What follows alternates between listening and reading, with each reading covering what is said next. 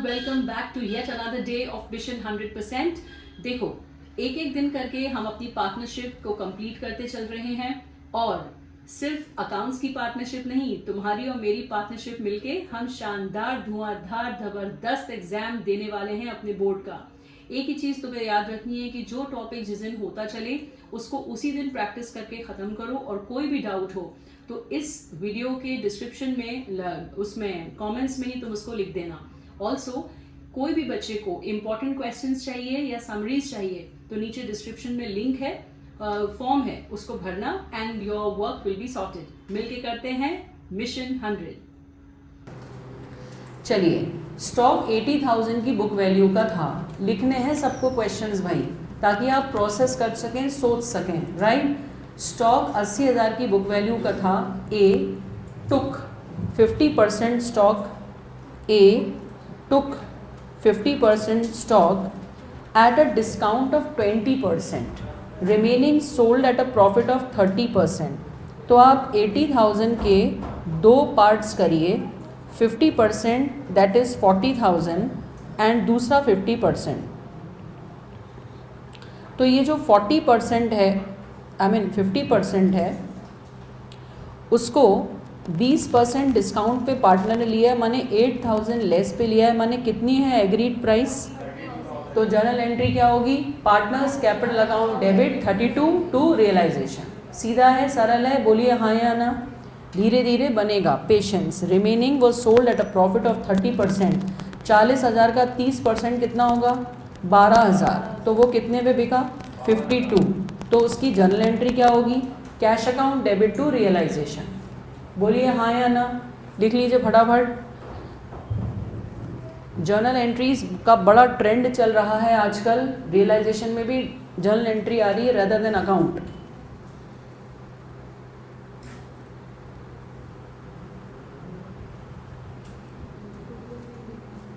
क्या मैं आगे बढ़ सकती हूँ? कैन आई मूव अहेड बच्चों? थोड़ा स्पीड अप करिएगा। Can I move ahead?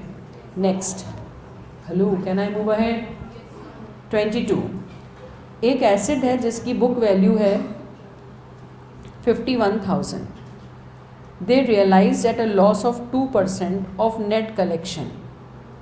इसका मतलब है अगर 100 रुपये मिले हैं तो 2% का लॉस हुआ है तो 2 रुपये, हाँ या ना, 2 रुपये का लॉस हुआ है।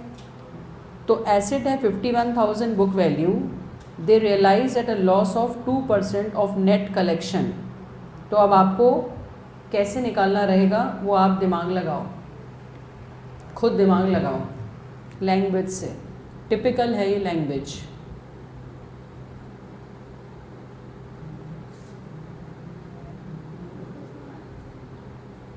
नेट कलेक्शन के ऊपर 2% लॉस हुआ है, नेट कलेक्शन जो हुआ है उस पर 2% लॉस हुआ है।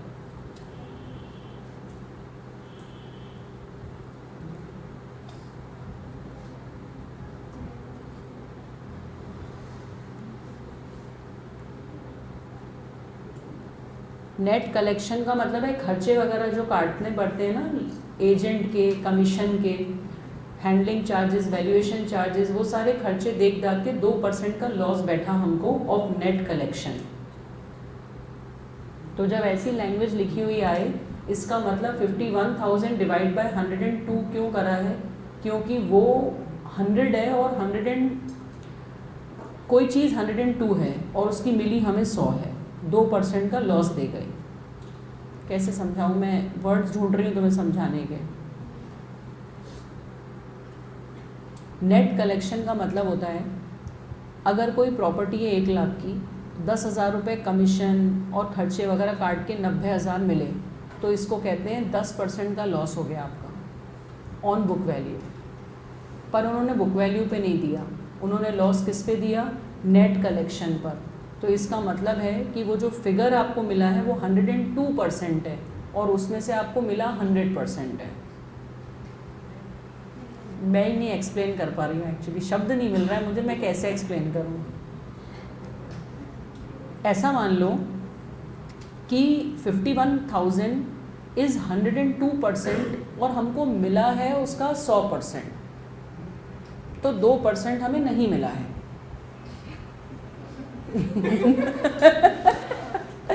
और कैसे एक्सप्लेन करूं?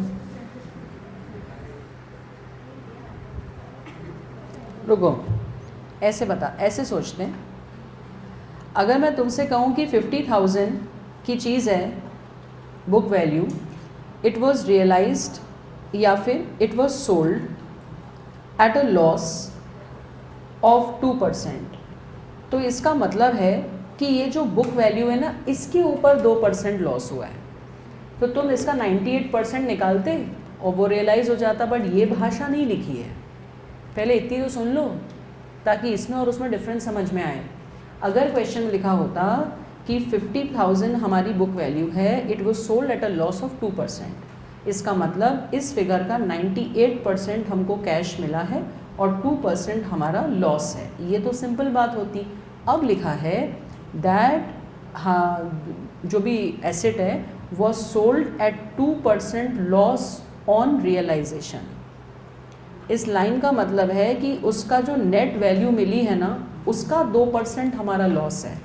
तो हमारे पास कोई वैल्यू तो है नहीं, तो हमने माना कि 51,000 जो बुक वैल्यू है ना, ये 102% है, तो इसका 2% हमें लॉस हुआ है।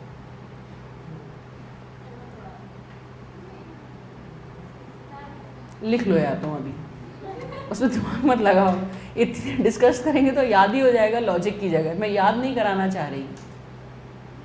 अरे तुम कहाँ पीछे कूद पड़े? क्वेश्चन 21 की जर्नल एंट्री। रुक, क्वेश्चन 21 की जर्नल एंट्री बेटू, इसमें जर्नल एंट्री में क्या है? ये 32,000 पार्टनर ने लिया है, तो A2 रियलाइजेशन, और ये बैंक में बिका है बेटा, so cash account debit to realisation. ठीक है ना बेटू? जो पार्टनर लेता है ना, तो पार्टनर का कैपिटल अकाउंट डेबिट कर। अरे ये वाली सुनो यार, फिर से सुनो, ये वाला होता तो तुम्हें समझ में आ जाता। हेलो, ये समझ में आ जाता। अब इसकी भाषा क्या है? द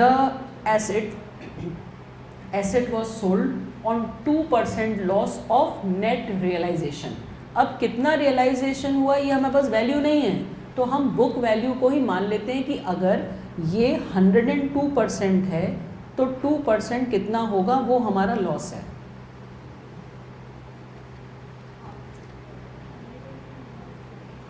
ऐसे ही मानना पड़ेगा ना भाई। जो बुक वैल्यू है ना 51,000, इट इज़ अज्यूम करो कि 102% है, तो इसका 2% लॉस हुआ है, तो दैट फिगर इज 100 + 2। कोई बेटर शब्द मैं सोचूंगी कि इसको कैसे एक्सप्लेन करूं, अभी तो तुम फिलहाल लिख लो। अरे नहीं है ईशान भाई ने काम की बात पूछी। मैम एग्जाम के लिए काम का है तो, नहीं तो छोड़ो। चलो आगे बढ़ो। करंट अकाउंट,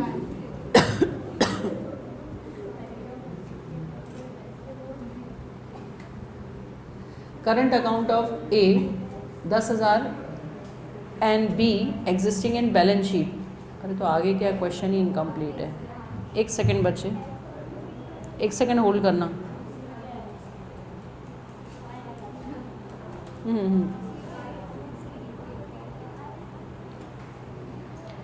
ये भी छोड़ना पड़ेगा, लीव। हाँ पता नहीं क्या देना है। नहीं, अरे यार, अरे ये कोई एसेट के सेल की बात थोड़ी है यार, ये यहाँ का पॉइंट ही नहीं है ना। क्यों लिखेंगे यार, हम एसेट और लाइबिलिटी सेटलमेंट पढ़ रहे हैं भैया। करंट अकाउंट को कैपिटल अकाउंट में ट्रांसफ़र करोगे ना यार, उसमें क्या बताना है? अरे इधर हेलो, हम लोग पढ़ रहे हैं एसेट और लाइबिलिटी का सेल। अगर बैलेंस शीट में, बच्चों चुप तो हो जाओ, अगर बैलेंस शीट में कैपिटल अकाउंट है और करंट अकाउंट है और दोनों के क्रेडिट बैलेंस हैं, तो बताइए आप पार्टनर्स कैपिटल अकाउंट में बैलेंस कैरिड ब्रॉड डाउन लिखते हो कि नहीं? बोलो हाँ या ना। सो करंट अकाउंट का भी बैलेंस ब्रॉड डाउन लिख देंगे, बस इतनी सी बात है।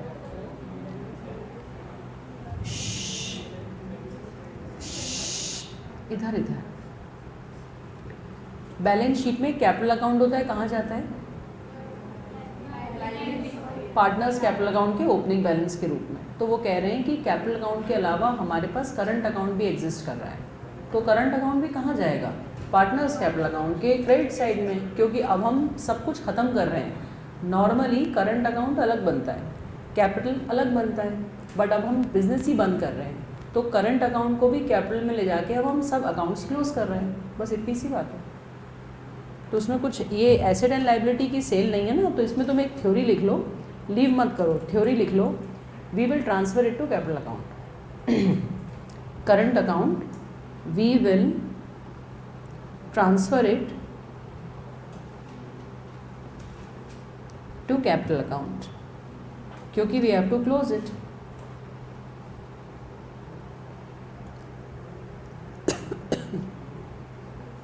अच्छा बताओ, करंट अकाउंट डेबिट बैलेंस चल रहा होता तो क्या होता? डेबिट बैलेंस चल रहा होता तो कैपिटल अकाउंट के डेबिट साइड में आता, और क्रेडिट बैलेंस चल रहा है तो क्रेडिट साइड पे आ रहा है, क्योंकि अभी वो लाइबिलिटी है।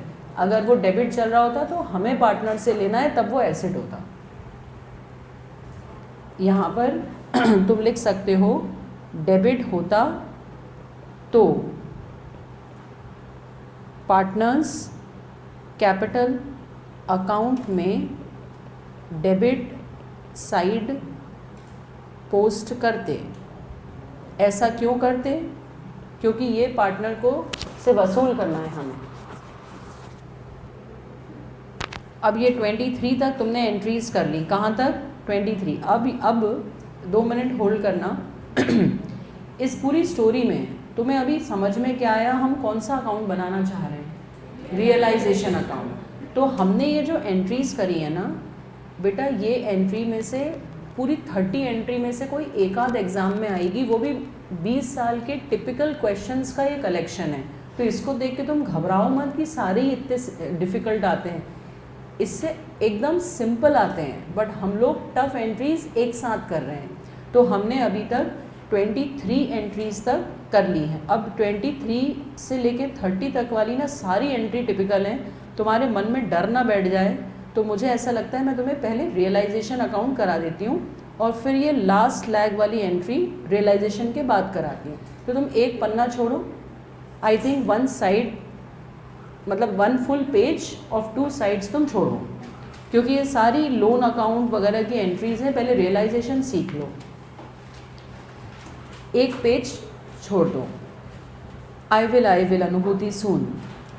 अब अपन करते हैं रियलाइजेशन अकाउंट। हेडिंग लिखो, रियलाइजेशन अकाउंट। हेडिंग लिखो, रियलाइजेशन अकाउंट। ऐसा मैं इसलिए कर रही हूँ क्योंकि वो एक साथ इतनी डिफ़िकल्ट एंट्रीज़ में तुम्हारे माइंड में ये ना बैठ जाए कि टॉपिक ही डिफ़िकल्ट है। बिल्कुल ही डिफ़िकल्ट नहीं है। Let's do realisation account. बस एक लाइन लिख लो, it is prepared to close all accounts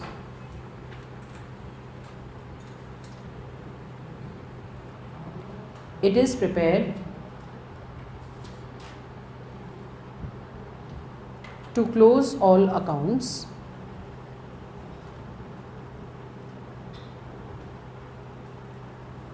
and record the sale and payment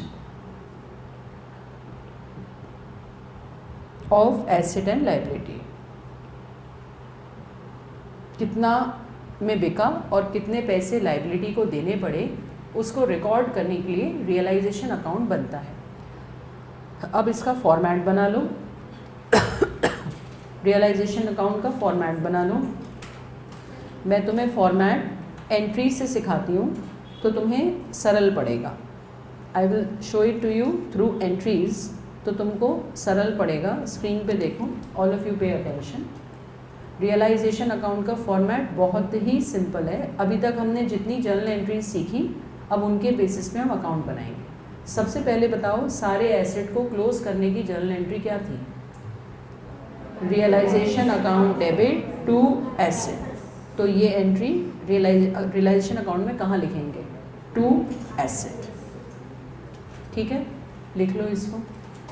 ऐसे ही बनाओ जैसे मैंने बनाया है, तो ताकि तुम्हें कनेक्टिविटी में आसान रहे, रटना ना पड़े, कहीं भी उलझो तो 2 मिनट आके बंद करके सोचो कि वो एंट्री की ही पोस्टिंग करनी है।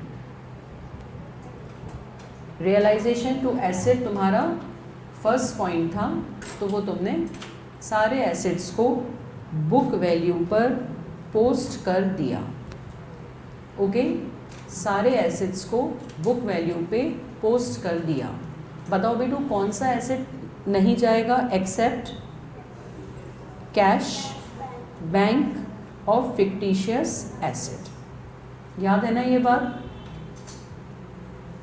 अब बताओ बेटा सारी लाइबिलिटीज़ को कैसे क्लोज करते हो? Liability to realisation.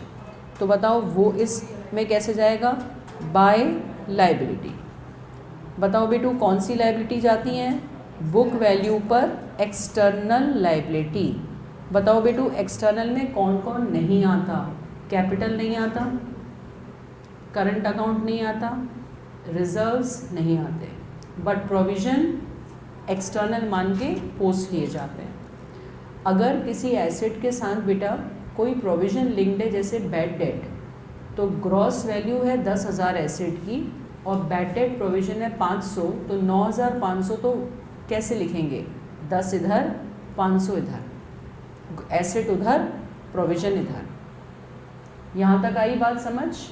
Everyone logic के साथ लिखो तो तुम्हें बिल्कुल दिक्कत नहीं होगी। अच्छा अब बताओ पार्टनर कोई एसेट ले लेता था तो हम जर्नल एंट्री क्या करते थे?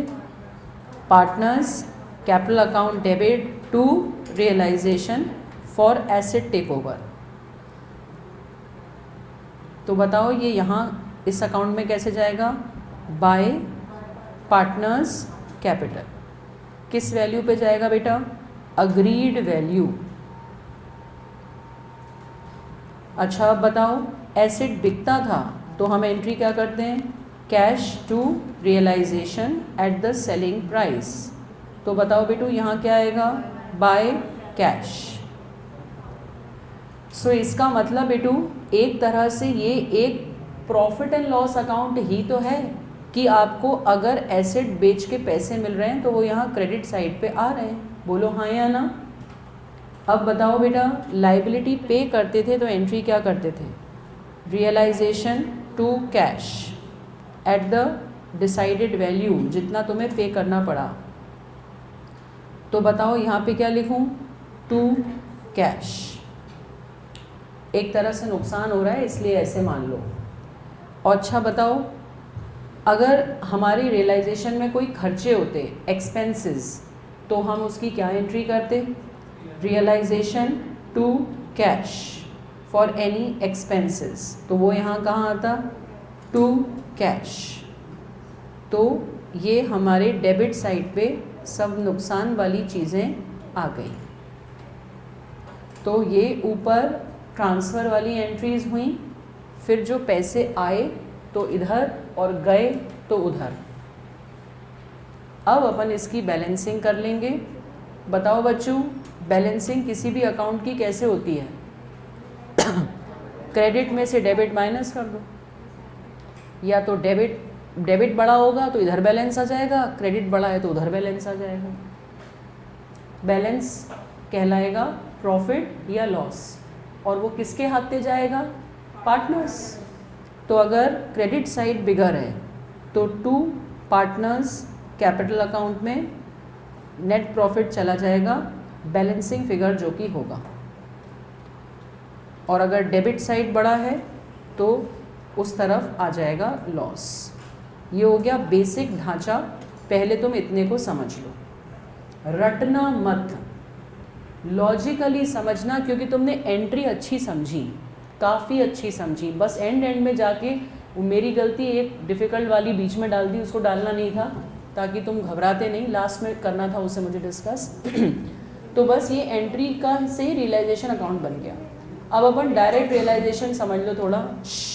सारे एसेट डेबिट में गए, मतलब ये क्लोजर एंट्री है। सारी लाइबिलिटी क्रेडिट में आके क्लोज हुई, पैसे आए तो क्रेडिट में, खर्चा हुआ तो डेबिट में, और पार्टनर्स कैपिटल अकाउंट में नेट प्रॉफिट चला गया, जैसे रियलाइजेशन अकाउंट वो रिवैल्यूएशन या कोई भी अकाउंट जाता है। ये ढांचा क्लियर है सबको? ये ढांचा क्लियर है सबको? अपन अब एक क्वेश्चन करते हैं रियलाइजेशन का, ठीक है। रियलाइजेशन अकाउंट का क्वेश्चन करते हैं। क्वेश्चन नंबर 1 मैं तुम्हें बताऊंगी और तुम उसके बाद करना। This is question number 2 actually. 1 अपन वो जर्नल एंट्री वाला कर रहे थे।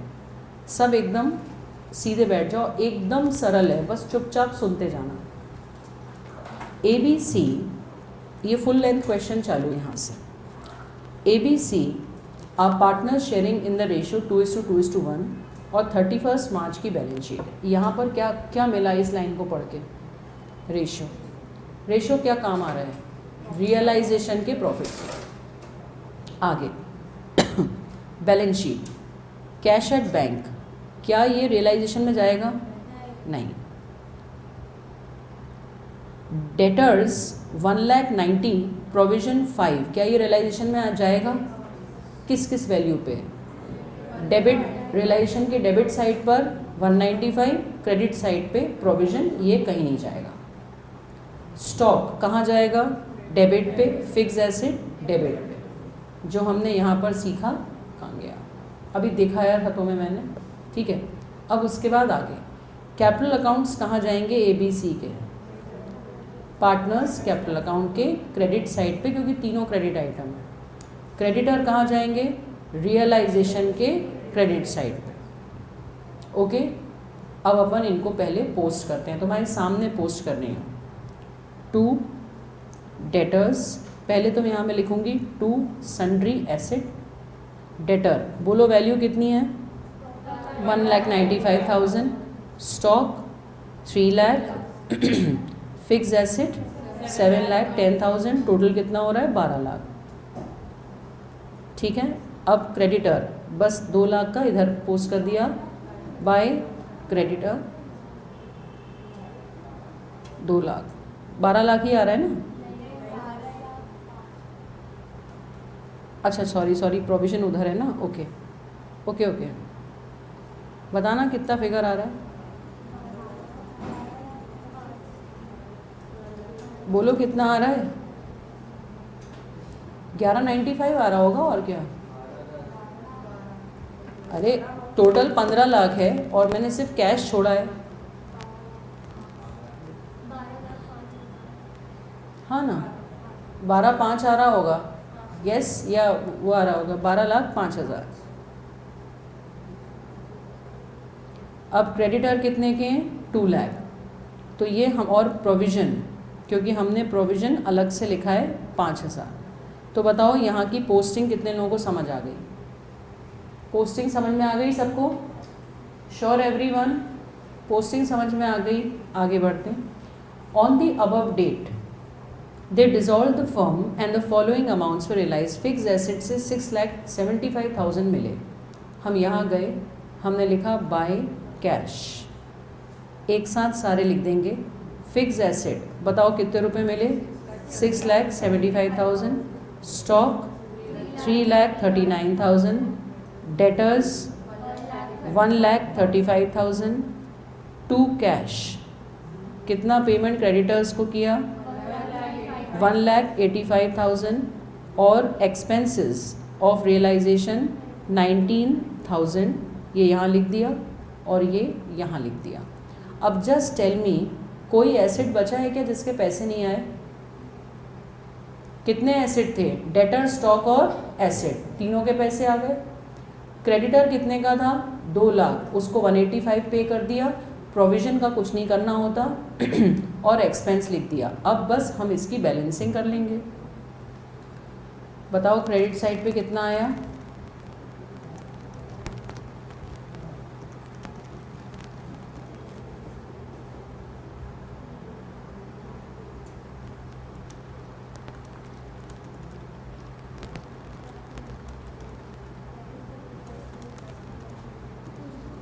$2,60,000। कुछ मिस्टेक है देखो, टोटलिंग में कुछ एरर है अपनी।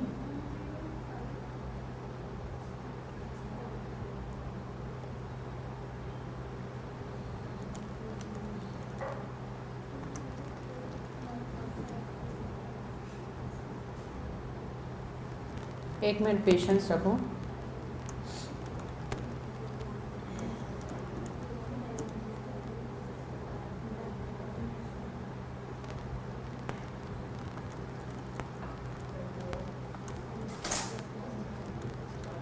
ये 12,05,000 सही लिखवाया था ना। 55,000 का लॉस आ रहा है, सुनो कंफर्म कर लेती हूँ मैं, 55,000 का लॉस आ रहा है। सो बाय लॉस 55,000, कितने पार्टनर्स थे, कितना रेशो था,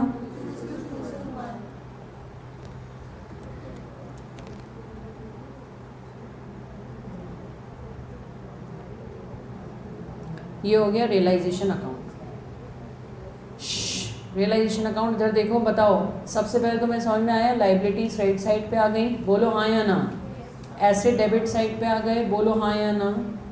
एसेट बिके तो यहाँ प्रॉफिट मान के इधर आ गया, एक्सपेंसेस और लाइबिलिटीज़ का पेमेंट यहाँ आ गया, और जैसे बैलेंसिंग करते हैं बैलेंसिंग करके लॉस पार्टनर्स को दे दिया। बनाओ रियलाइजेशन अकाउंट।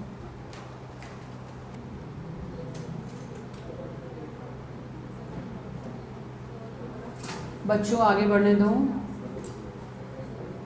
चलो सुनो मेरी बात। अब एक मैं डिस्कशन तुमसे कर रही हूँ, जितना अभी तक पढ़ा उसमें हमने क्या क्या कंक्लूजन्स निकाले।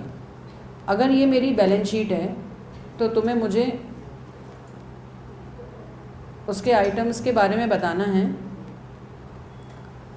ये मेरी बैलेंस शीट, बताओ सारे एसेट्स कहाँ ट्रांसफ़र होते हैं, बोलो। रियलाइजेशन अकाउंट में ट्रांसफ़र होते हैं। सारे फिक्टिशियस एसेट कहाँ ट्रांसफ़र होते हैं, पार्टनर्स के कैपिटल अकाउंट के debit side being losses. Asset except cash, मतलब ऑल एसेट्स एक्सेप्ट कैश, तो कैश एंड बैंक कहाँ ट्रांसफ़र होता है, इसका बेटा सेपरेट अकाउंट बनता है, इसका सेपरेट अकाउंट बनता है। ठीक है बेटा, ठीक है बच्चे। अब कैपिटल अकाउंट, और अगर क्वेश्चन में करंट अकाउंट भी दिया हो, ये दोनों कहाँ ट्रांसफ़र होते हैं, पार्टनर्स कैपिटल अकाउंट। अगर पार्टनर ने खुद ने कोई लोन दिया है, ये कहाँ ट्रांसफ़र होता है, सेपरेट अकाउंट, इसका सेपरेट अकाउंट बनता है, क्योंकि ये ना पूरा एक्सटर्नल है ना पूरा इंटरनल, इसलिए। उसके बाद पार्टनर की फैमिली ने अगर लोन दिया है तो उसे क्या मानते हैं, तो उसको एक्सटर्नल मानते हैं, इसलिए वो रियलाइजेशन में जाता है। ऑल अदर लाइबिलिटीज़ कहाँ जाती हैं, रियलाइजेशन में। और अगर कोई रिजर्व्स हैं वो कहाँ जाएंगे बेटा, पार्टनर्स कैपिटल अकाउंट। पहले इतनी मोटी बात समझ आ गई, बैलेंस शीट का ढांचा सबको समझ आ गया, हाँ या ना। कोई डाउट है तो पूछ लो, इसके लिए जगह छोड़ो कि इसको तुम समझ के खुद लिखोगे। हाँ हाँ, P&L account, general reserve, actually partnership में ज़्यादा रिज़र्व होते ही नहीं हैं। हाँ, और प्रोविज़न होते तो वो एक्सटर्नल लाइबिलिटी ही होते। हाँ बेटू, इसका सेपरेट अकाउंट बनता है बेटा, क्योंकि कैश अपने आप में कैश फॉर्म में, और रियलाइजेशन अकाउंट का उद्देश्य है कि जो चीज़ें रियलाइज होके कैश में कन्वर्ट होने वाली हैं या पे ऑफ होने वाली हैं उन्हें लिखना है। तो ये तो कैश ऑलरेडी कैश फॉर्म में है, इसलिए इसका अलग अकाउंट बनता है। हेलो बच्चों, बैलेंस शीट का ढांचा समझ आया। उसके लिए तुम्हें आधा पन्ना छोड़ना है कि तुम्हें ग्रिप रहे कि कौन सी चीज़ कहाँ जानी है। आधा पन्ना छोड़ दो, उसके लिए धीरे धीरे मैच्योरिटी बढ़ेगी तो तुम्हें और क्लैरिटी आएगी, तुम्हें और क्लैरिटी आएगी। वापस चैप्टर को मैं रिव्यू करती हूँ, हमने क्या क्या पढ़ा। हमने पहले जर्नल एंट्रीज़ करी, हम 30 वाली एंट्रीज़ में मैं 23 पे रुक गई, क्योंकि उसकी टफनेस के कारण चैप्टर का फ्लो अलग जगह जा रहा था, जबकि चैप्टर में कुछ भी नहीं होता है, एकदम सिंपल चैप्टर है वो। तो पहले जर्नल एंट्रीज़ हो गई, फिर हमने रियलाइजेशन अकाउंट पढ़ा। जर्नल एंट्री से ही रियलाइजेशन बनता है, बट डायरेक्टली भी ऐसे ईजिली समझ में आता है रियलाइजेशन अकाउंट, जो अभी ये वाला बनाया था ये। उसके बाद एक बार आपको ब्रॉड आइडिया होना चाहिए कि बैलेंस शीट का क्या होगा। अब इसको देखते हुए मैं अगला क्वेश्चन उठा रही हूँ फॉर डिस्कशन, क्वेश्चन 3, जो सीधे थोड़ा सा एक लेवल टफ क्वेश्चन है, बट आप बिल्कुल बैठे रहेंगे, आप कुछ नहीं करेंगे, आप मेरे साथ क्वेश्चन को समझेंगे। The main priority is to understand the question. Let's read the first line. A and B are partners having ratio of 3:2। इस लाइन से हमने क्या पाया, ये रेशो हमारे क्या काम आया, रियलाइजेशन का लॉस के काम आया, और कोई काम है नहीं। बैलेंस शीट दी है, बताइए क्रेडिटर्स कहाँ भेज दूँ, पार्टनर्स कैपिटल अकाउंट कहाँ भेज दूँ, ठीक है। बिल्डिंग, फर्नीचर, स्टॉक, ये सब कहाँ भेज दूँ, और इसका कैश का अलग अकाउंट। बैलेंस शीट समझ में आ गई है मोटी मोटी सबको। अब रियलाइजेशन अकाउंट में भी बिल्डिंग किस तरफ जाएगा, डेबिट, और लाइबिलिटीज़ किस तरफ आएंगी, क्रेडिट। एसेट बिकेंगे तो उन्हें प्रॉफिट मानते हुए क्रेडिट साइड, और खर्चे करने पड़े तो डेबिट साइड। ओके, अब अपन एक एक करके पढ़ते हैं इनके एडजस्टमेंट। अब वो जो अपन 30 एंट्रीज कर रहे थे ना, वो ये होते हैं adjustments. Building was taken over bye creditor at the full and final payment, बताओ क्या होगा, नो एंट्री। हमने सीखा है क्रेडिटर कोई एसेट उठा के ले जाए, एसेट भी बंद हो चुका था, लाइबिलिटी भी बंद हो चुकी थी, नो एंट्री। बोलो हाँ या ना, हाँ या ना। Second, furniture was taken over by B for cash payment at 5% less than book value. Partner building या कोई भी एसेट लेकर जाता है तो जर्नल एंट्री क्या होती है, partners capital account debit to realisation, और रियलाइजेशन अकाउंट में क्या आएगा, बाय पार्टनर, क्योंकि हमको एक तरह से प्रॉफिट हो गया कि कोई तो खरीद रहा है। Is that clear. कितने रुपए पे, 5% less than book value. Book value कितनी थी, 175। 175 का 5% निकालो, माइनस करके वो क्रेडिट साइड ऑफ रियलाइजेशन में आएगा। बोलो हाँ या ना। आगे, debtors were collected by a debt collection agency at a cost of 5000, या तो ये प्रिंटिंग मिस्टेक है, cost of 5000। Please tell me बेटू डेटर कितने थे, 80,000 रुपीज़ कलेक्ट करने के लिए एजेंसी कह रही है हम 5,000 लेंगे, तो हमारे हाथ में शुद्ध कितना आया, 75। यस और नो। तो 75 हम किधर लिखेंगे, रियलाइजेशन के क्रेडिट साइड पे, क्योंकि एक तरह का प्रॉफिट ही हो गया वो। आगे, स्टॉक रियलाइज 70,500, मतलब क्या है इसका, 70,500 मिले, तो ये तो तुमको बन गया। अब B, agreed to bear all the realization expenses for this service. B is paid ₹500. Actual expenses on realization amounted to 1,000. तो एक्चुअली अगेन एक्सपेंसेस वाला जो पोर्शन है ये भी हमारा वो जर्नल एंट्रीज में आखिरी में पेंडिंग था, तो इस वाले पॉइंट को तुम पेंडिंग छोड़ के, मैं तुम्हें अब इसको समझा रही हूँ। तुम खड़े जाओ बच्चों, तुम पार्टनर हो। मैंने तुमसे कहा मैं तुम्हें 500 रुपये दूंगी, या तुम समझ लेना तुम्हें कितने खर्चे करने हैं। फर्म का कितना खर्चा हुआ, खर्चे की जर्नल एंट्री क्या होती है, रियलाइजेशन टू बैंक। बोलो हाँ या ना, हाँ या ना। अब actual expenses on relation amounting to 1000, वो पार्टनर को पर्सनली घर में कितने खर्चा करना पड़ गया, 1000, पर हमें उससे मतलब है क्या, हमने क्या कहा हम तुम्हें कितने देंगे, तो फर्म के खर्चा कितना हुआ, 500। तो एंट्री क्या होगी, रियलाइजेशन टू कैश। आप कैश से भी कर सकते हो 1, और बताओ क्या पार्टनर से ऐसे रोज लेन देन होता है, तो पार्टनर को जब कैश में अपन देने वाले होते हैं तो उसकी एंट्री क्या होना चाहिए, रियलाइजेशन टू पार्टनर्स कैपिटल, क्योंकि पार्टनर को ऐसे छोटे छोटे पेमेंट रोज नहीं देते, उसके अकाउंट में लिख लेते हैं कि भाई तू खर्चा कर लेना, हमने तो तुझे 500 देंगे। समझो इसको फिर से। हमने पार्टनर से कहा एडवोकेट से मिलना, वैल्यूअर से मिलना, लोगों के घर जाके पेमेंट कलेक्ट करना या क्रेडिटर्स को देना, सब तुम कर लेना, हम तुम्हें कितने रुपए देंगे इस सर्विस के लिए। तो फर्म का खर्चा कितना हुआ और उस बेचारे गरीब का आगे कितना खर्चा हो गया, उससे हमें मतलब नहीं है। हम कितना देंगे, तो हमारे पास दो ऑप्शन है एंट्री करने के। पहला ऑप्शन क्या है, रियलाइजेशन टू कैश, तो हमारे पास से कितना गया, और दूसरा ऑप्शन क्या है, रियलाइजेशन टू पार्टनर्स कैपिटल, क्योंकि पार्टनर के साथ लेन देन रोज़ रोज़ कैश में नहीं होता, एक साथ ही सारी डीलिंग करते हैं इसलिए। Is that clear. तो इस चैप्टर में पता है क्या होता है, बैलेंस शीट देते हैं, उसको रियलाइजेशन में उठा के लिखना होता है, एडजस्टमेंट्स दिए होते हैं, उसके हिसाब से रियलाइजेशन में एंट्री जाती है, और फिर अकाउंट्स क्लोज करना होता है। ये इसका प्रोसेस है। तो अब अपन इस क्वेश्चन का रियलाइजेशन बनाएंगे। बनाओ रियलाइजेशन इसका। I am waiting, you start making the realisation फटाफट।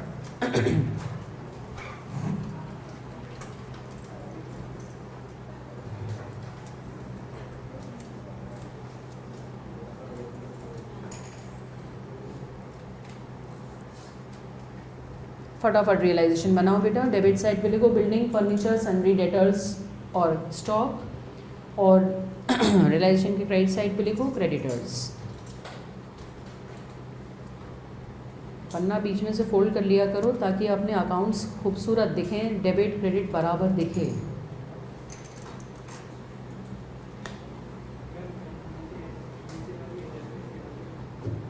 रियलाइजेशन तो कर लें, तेरा हो गया। पहले हमने सारे एसेट ट्रांसफ़र कर दिए, इधर हमने लाइबिलिटीज़ ट्रांसफ़र कर दी, उसके बाद जो हमने कैश बेच के पैसे मिले वो सब लिख दिया, और वो पार्टनर को जो एक्सपेंस के लिए पैसे दिए, अगर हमारा खर्चा होता तो हम 2 कैश भी लिख सकते हैं और 2 पार्टनर्स कैपिटल अकाउंट भी लिख सकते हैं। हमने तो उसे 500 दिए तो हमने वहाँ लिख दिए। जहाँ अटको उस चीज़ की जर्नल एंट्री सोचो कि हमने पार्टनर को 500 रुपये दिए, फर्म का खर्चा हुआ तो रियलाइजेशन टू पार्टनर्स कैपिटल, इसलिए 2 पार्टनर्स कैपिटल उधर आ गया। बस फिर जैसे कोई अकाउंट बैलेंस करते हैं वैसे हमने बैलेंसिंग कर दी, और लॉस ही होता है 99%, तभी तो धंधा बंद हो रहा है।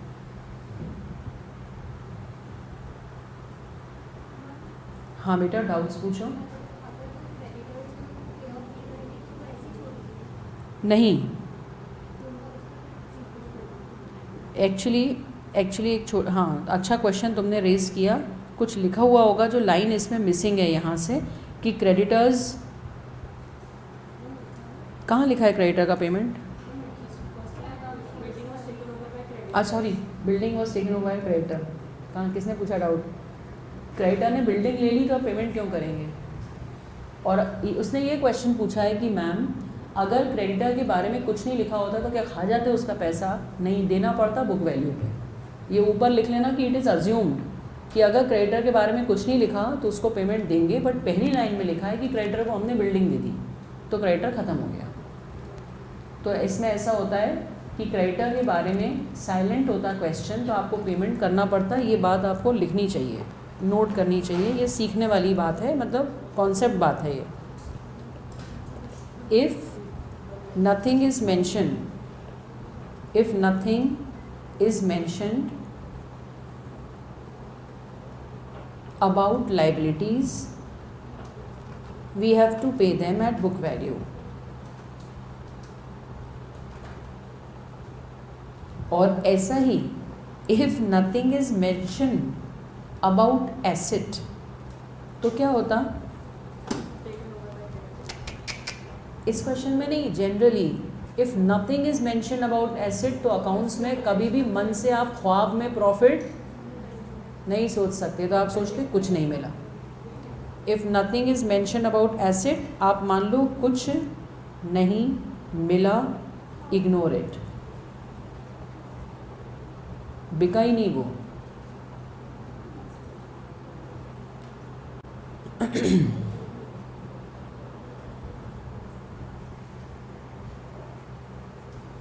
यहाँ पर इस क्वेश्चन में लिखा है building was taken over bye creditor, तो क्रेडिटर का हमने कर लिया है एडजस्टमेंट, इसलिए ऐसा हुआ। बताओ कितने लोगों को समझ में आ गया है? ये कंप्लीट करो इसको फटाफट, ये इतना ही सिंपल आता है। क्या बेटा? If nothing is mentioned about liability we pay at book value, and if nothing is mentioned about asset we assume nothing could be recovered. बेकार हो गया वो। तो ये आइडियल क्वेश्चन है, ऐसा इजी सा ही क्वेश्चन आता है। अगर जैसे कोई भी एसेट है, हाँ, अगर एडजस्टमेंट में इंफॉर्मेशन में दिया है कि रियलाइज है तो अपन उसे रियलाइज करेंगे, और नहीं तो भूल जाएंगे एसेट को, क्योंकि एसेट्स कई बार सेकेंड हैंड बिक ही नहीं पाते। तो हम उसे रियलाइजेशन अकाउंट को देखेंगे। ट्रांसफ़र तो करेंगे, बेच नहीं पाएंगे। हाँ, ट्रांसफ़र तो करते हैं पर बेच नहीं पाते। ट्रांसफ़र करने का उद्देश्य है अपने अकाउंट्स क्लोज करना, तो अकाउंट्स तो क्लोज करेंगे बट मिला कुछ नहीं। और ये इतना इजी ही क्वेश्चन आता है, एक बार करने के बाद ये तुम्हें बहुत इजी लगेगा। एडजस्टमेंट कौन से इतने टफ़ थे? अपन तो बहुत टफ़ करे, उतने टफ़ तो आते नहीं हैं, मगर मैंने इसलिए कराए कि टफ़ आए तो तुम घबरा नहीं जाओ। इसी तरह के इन्फॉर्मेटिव वीडियोस देखने के लिए हमारे चैनल को सब्सक्राइब करें और लेटेस्ट वीडियोस को सबसे पहले देखने के लिए बेल आइकॉन को हिट करें। साथ ही लाइक और शेयर करना ना भूलें। APT educating India.